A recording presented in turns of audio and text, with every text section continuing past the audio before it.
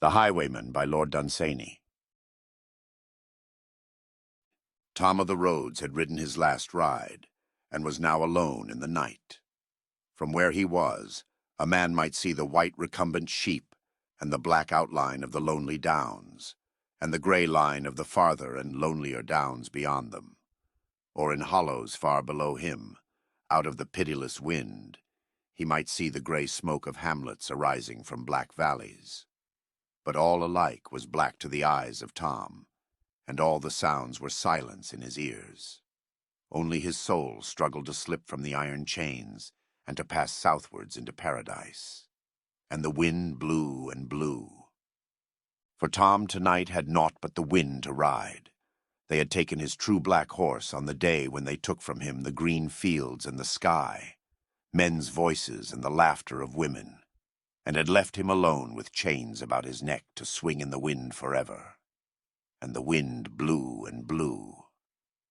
But the soul of Tom of the Roads was nipped by the cruel chains, and whenever it struggled to escape, it was beaten backwards into the iron collar by the wind that blows from paradise from the south. And swinging there by the neck, there fell away old sneers from off his lips, and scoffs that he had long since scoffed at God fell from his tongue, and there rotted old bad lusts out of his heart, and from his fingers the stains of deeds that were evil, and they all fell to the ground and grew there in pallid rings and clusters. And when these ill things had all fallen away, Tom's soul was clean again, as his early love had found it, a long while since in spring.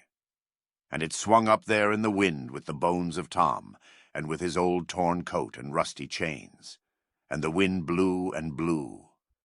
And ever and anon the souls of the sepultured, coming from consecrated acres, would go by beating up wind to paradise, past the gallows tree, and past the soul of Tom, that might not go free. Night after night, Tom watched the sheep upon the downs with empty hollow sockets, till his dead hair grew and covered his poor dead face, and hid the shame of it from the sheep. And the wind blew and blew. Sometimes on gusts of the wind came someone's tears, and beat against the iron chains, but could not rust them through. And the wind blew and blew. And every evening all the thoughts that Tom had ever uttered came flocking in from doing their work in the world, the work that may not cease, and sat along the gallows branches and chirruped to the soul of Tom, the soul that might not go free, all the thoughts that he had ever uttered. And the evil thoughts rebuked the soul that bore them, because they might not die. And all those that he had uttered the most furtively chirruped the loudest and the shrillest in the branches all the night. And all the thoughts that Tom had ever thought about himself now pointed at the wet bones and mocked at the old torn coat. But the thoughts that he had had of others were the only companions that his soul had to soothe it in the night as it swung to and fro. And they twittered to the soul and cheered the poor dumb thing that could have dreams no more, till there came a murderous thought and drove them all away. And the wind blew and blew. Paul, Archbishop of Alloa and Valence, lay in his white sepulchre of marble, facing full to the southwards towards paradise. And over his tomb was sculptured the cross of Christ, that his soul might have repose. No wind howled here as it howled in lonely tree-tops up upon the downs, but came with gentle breezes, orchard-scented, over the low lands from paradise from the southwards, and played about forget-me-nots and grasses in the consecrated land where lay the reposeful, round the sepulchre of Paul, Archbishop of Alois and Valence. Easy it was for a man's soul to pass from such a sepulchre, and flitting low over remembered fields, to come upon the garden lands of paradise and find eternal ease. And the wind blew and blew. In a tavern of foul repute, 3 men were lapping gin. Their names were Joe and Will, and the gypsy Puglioni. None other names had they, for of whom their fathers were they had no knowledge, but only dark suspicions. Sin had caressed and stroked their faces often with its paws, but the face of Puglioni's sin had kissed all over the mouth and chin. Their food was robbery, and their pastime murder. All of them had incurred the sorrow of God and the enmity of man. They sat at a table with a pack of cards before them, all greasy with the marks of cheating thumbs. And they whispered to one another over their gin, but so low that the landlord of the tavern at the other end of the room could hear only muffled oaths, and knew not by whom they swore or what they said. These three were the staunchest friends that ever God had given unto a man.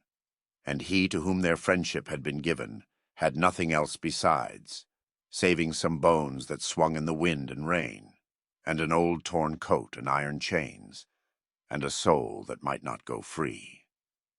But as the night wore on, the three friends left their gin and stole away, and crept down to that graveyard where rested in his sepulchre Paul, Archbishop of Alois and Vayence. At the edge of the graveyard, but outside the consecrated ground, they dug a hasty grave, two digging while one watched in the wind and rain. And the worms that crept in the unhallowed ground wondered and waited.